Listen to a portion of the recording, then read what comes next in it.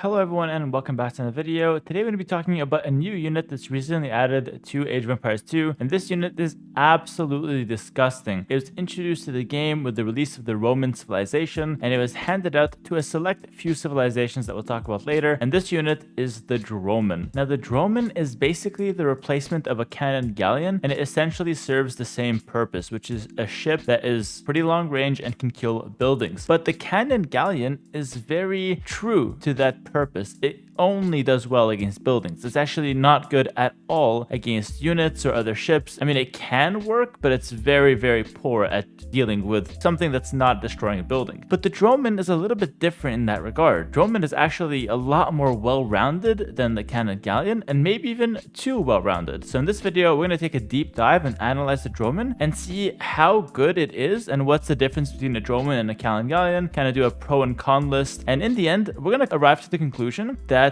the Droman is absolutely nasty and it's an insane unit.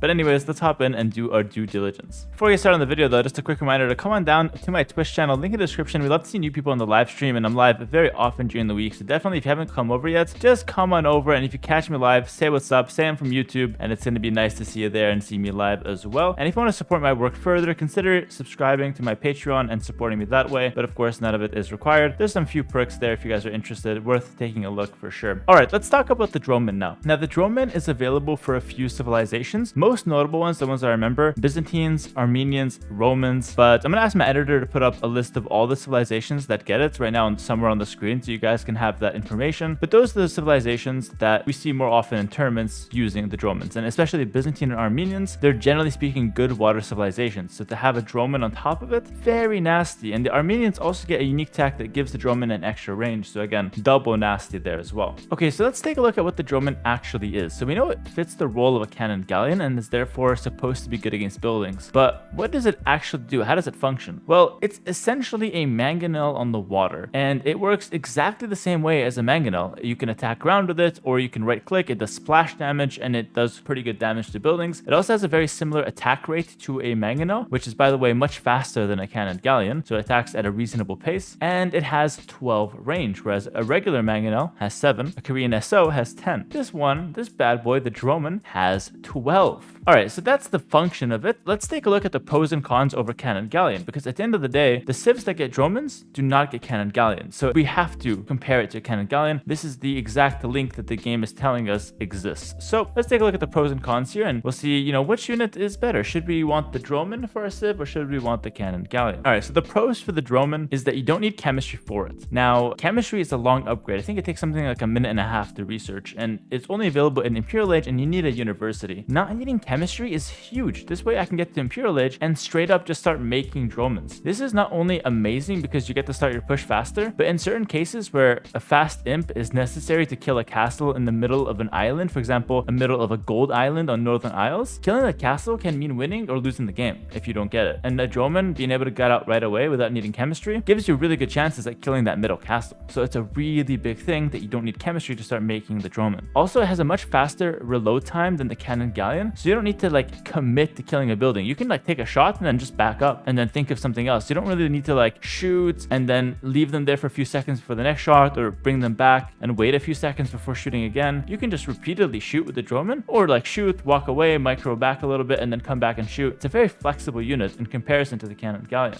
And another thing that's kind of a minor note is that it looks way different than galleons. I feel like this might be a personal thing, but I'm gonna throw it in the video anyways. Cannon galleons look almost identical to galleons when you're playing fast. It's so hard to tell which is which. And so a lot of times when you're just microing, you just lose track of where the cannon galleons are, and sometimes you'll lose them because of this reason. Dromans look very different. I think that's a really good way to use the galleons for one thing and the Dromans for their task, and you don't get the two mixed up, which is pretty good. The only downside is that the Dromans have less range overall than the cannon galleon. So the cannon galleon starts with 13 range, the Droman starts with 12, and cannon galleon can be upgraded to an elite version which has 15 range. So as far as killing buildings, you could argue that the cannon galleon does it slightly better. Of course, there are other differences, like the Droman does less damage but attacks faster, but in the end, all of that is a little bit negligible because the raw numbers, yes, they might matter, but you don't really feel it that much in game. They basically have the same DPS from my testing. But if I'm wrong on this, do correct me in the comments below. Okay, now let's talk about some more pros of the Droman. Now we're gonna get into the really good practical senses that makes the Droman way better than the cannon Galleon. It's the fact that it's good against other boats that I think is the biggest thing that separates it from the Cannon Galleon. For example, it's insane versus longboats. Think of the implication. It's a mangonel on water, and longboats tend to bunch up. Have you ever seen 40 longboats just stacked up in 2 tiles? The droneman's gonna kill all of those in 2-3 hits. That is nuts. This gives Byzantines a direct answer, for example, to the longboats. Before, demos were great against longboats, but you don't really get towards them with demos because they can shred you. Now dronemans outrange the longboats and can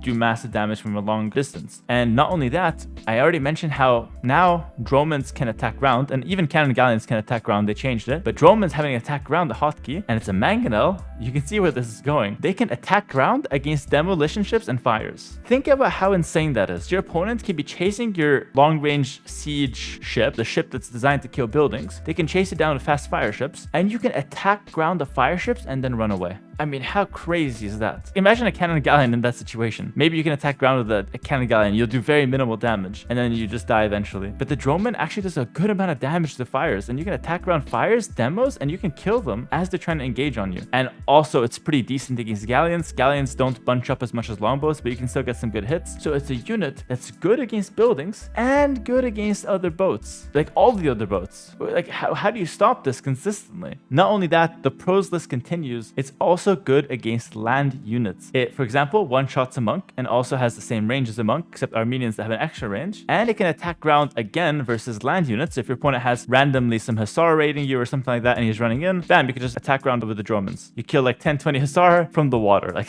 it's just crazy. You also do massive damage to villagers. Any land army, basically, you're gonna destroy. You do good damage to rams. So like sometimes people put siege ram to tank your galleon shots, and cannon galleon's like okay against rams, but like the bullet travels very slowly. The droneman destroys rams. Simple as that. It's absolutely insane how good the droneman is over the cannon galleon. So I want to say, like, as a conclusion to like the droneman versus cannon galleon comparison, as far as killing buildings, they both do about the same job. Cannon galleon a bit more range, droneman's a bit more flexibility. But then you get so much more value from the droneman because of how good it is at killing everything else and doing work against everything else, that it's just infinitely better than a cannon galleon. And I'll actually make the claim that it's one of the most broken units in Age of Empires 2 right now. The only reason no one's complaining about it is that no one plays water maps and abuses the droneman. Also, the unit is by its nature situational because it's only available in Imperial Age and for a few civilizations. So like, it's not going to terrorize every game, which is a good thing, thank God. If you had dromans like for some reason in Castle Age, forget about it. The water's completely done. Now like most of the game is played, you have a chance to win before dromans even like hit the water. But when they come out, it's just absolutely insane. They're so good, and it's only a matter of time before people start abusing them, I feel. And yeah, the fact that not a lot of civs have it kind of keep it naturally restricted, and you don't see it played as much, which is definitely a good thing. And I will say, like, the conclusion of this video is that dromans are absolutely nasty and disgusting and broken, but